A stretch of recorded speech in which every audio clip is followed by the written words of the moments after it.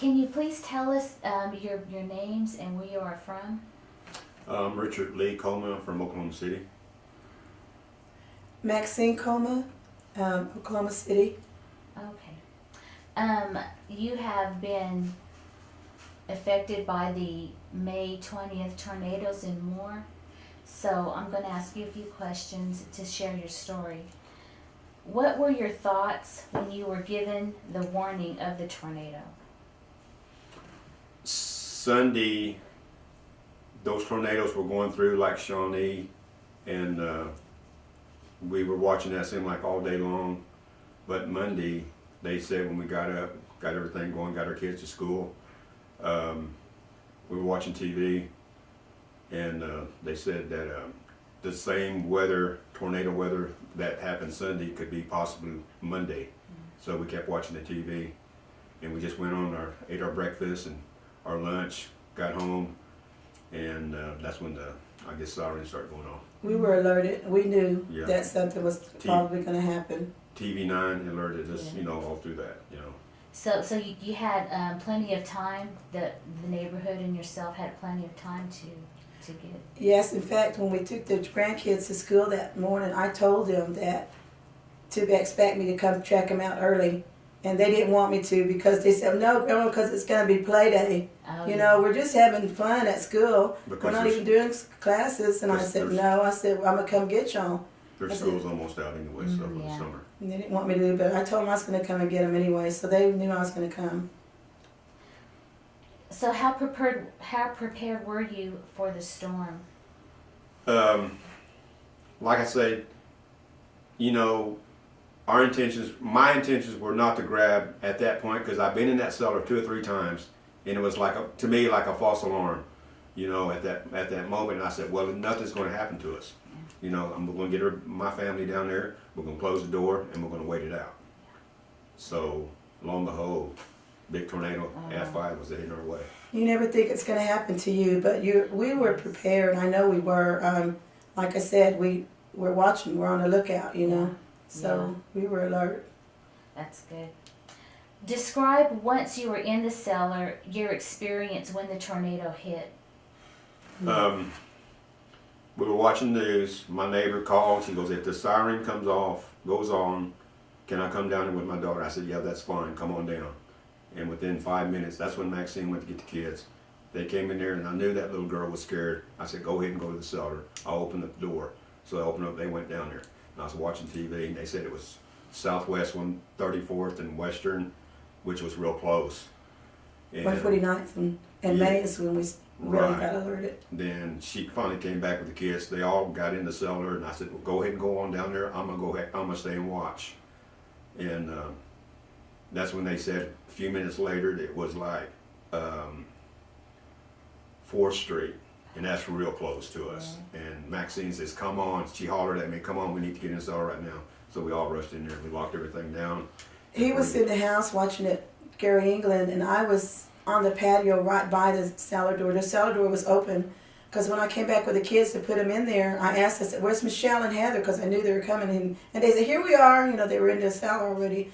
I said, okay. I said, y'all, we're going to close the door, but we're going to watch it for a little bit. And this hail started coming, and it was like pea-size at first. Pea-size, yes. And he was inside, and then it started getting bigger, golf ball size, and that's when I hollered at him. And I said, Richard, come on, we're going down. And, he went ahead and came on, and we closed the cellar door, and it didn't hit right away. It took about 4 or 5 minutes. Yeah, to me, it seemed like 10 minutes. I mean, I don't know. The sirens were going off. Everybody. And I kept saying, damn, I wish my cellar would have a window where I could see out, and stuff like, just small stuff like that, just trying to keep everybody calm at that moment. Yeah. Because I know my grandkids were real scared at that time. The first thing we heard was, we have a patio. We could hear the wind ripping stuff off. That's the first thing we heard. Let's go back a little bit. Michelle, she goes, you hear that rumbling. Yeah. Like a train. And I'm hard hearing.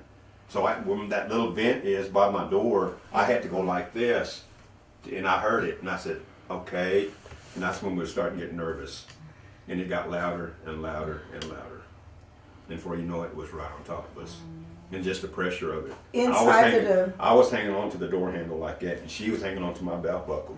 you could feel the ground kind of shaking. Yeah. It took away the oxygen because we were just like, it was just like, couldn't breathe hardly for a while. Our ears popped. Our ears were popping. They were screaming. Well, The not kids really were screaming. They were crying. They were crying. hysterical, and I was trying to, like I said, I was hanging on to the door. I was trying to tell them, calm down. Everything's going to be okay. And it just seemed like it took like 5, 6, 7 minutes to go, and we were just praying, just let it go by, please, just let it go by. I was praying to the dear Lord and said, Lord, please go over. That's all I want. Just hurry up and go over.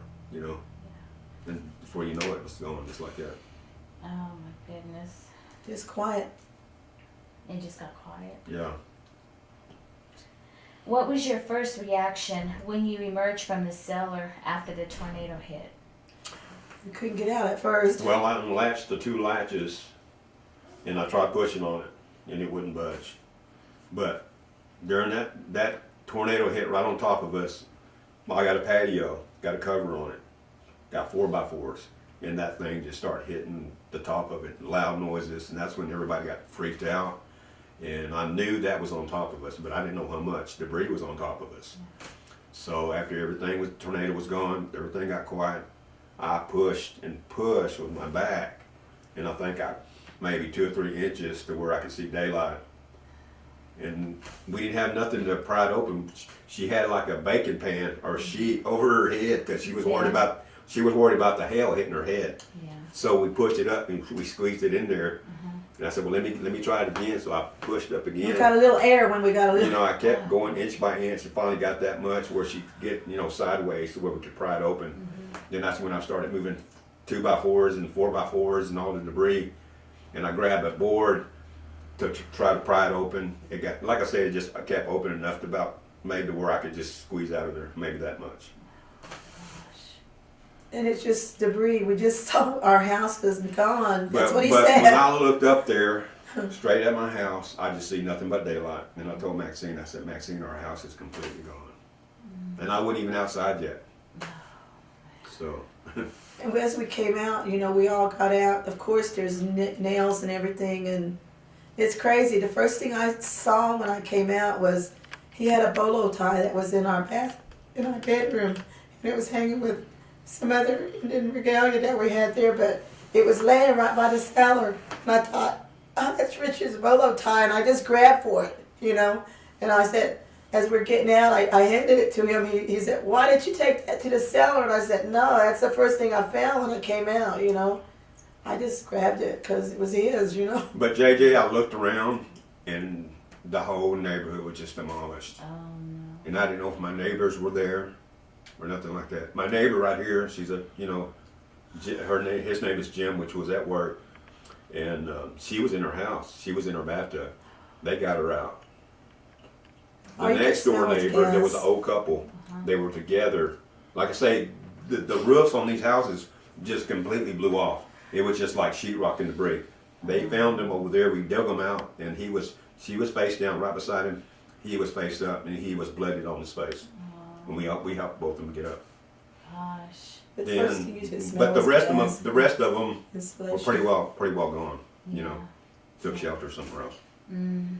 And everybody just was slowly coming out because we have neighbors that have a cellar, and it's just like, God, it takes your breath away. There was another cellar like before you leave our cul-de-sac on the right-hand side. There's another cellar there, so I'm sure a majority of the neighbors up front probably jumped in that cellar there too. Yeah. But it's devastating. I hope I never go through that again. I hope not either. Golly. What do you hope to find when you return to your home to go through things? We got to do that today. Matter of fact, at lunchtime, meet our adjuster over there, and we're just trying to find small personal things that we had for a long time. Pictures. We dance, both of us. I have a feeling I probably won't find my eagle feathers, but that's fine. That's replaceable. Pictures and other small personal items that I'm looking for. I had a big toolbox at like $5,000 worth of automotive tools. I think it's there because it's so heavy, but other small items too. I'm not worried about the furniture or anything. That's all replaceable. Yes. Yes. it's just personal items that my father gave me. You know, I had a really special eagle fan that I loved. You know, and he gave me the feathers for it. You know, I had it locked up. It was locked up in a cedar box, and I'm just hoping it's just underneath the debris when we get back over there. I just want to dig that debris up and just see what's underneath it. You know. You know, JJ, every time I go somewhere, I always got my billfold. And that day, I left my dang billfold in the house. No. Didn't have no money in it, but hell, I always had my billfold in my back pocket, you know, Yeah. and my keys too. Yeah. But Mm, it's all gone. man. You said that you had went and picked your grandparents up. I mean, your grandkids up Yes. from school. Yes. Can you tell us about that? What was Yeah. what was going on at the school? Like I said, they knew I was coming, so once I got there, it was just starting to sprinkle, and there were already other parents going to pick up their kids. So it was just like when I regularly go pick them up, it was, you know, the crowd in the parking lot. There were two ladies that were at the office, you know, signing them out, and you know, they came out quickly. They knew I was coming, and by the time I got them out, then it was just like started to come down harder, pouring down, and I just got them in the car and we just went right back to the house. We just live about 5 blocks away, you know, from there, and they go to Briarwood Elementary. Oh, and that that was one of the schools that was hit. Yes, Yes, Briarwood is on the yes. west side of our house, Mhm. and then On the east side, east side is that Tower Plaza, they got about hit 5 real- blocks got east hit of real us. bad. Really? Children died in that school that day. Mhm. That's just so hard. It's very chaotic. I heard later on that they locked the doors at a certain time and made the kids get in the hallway.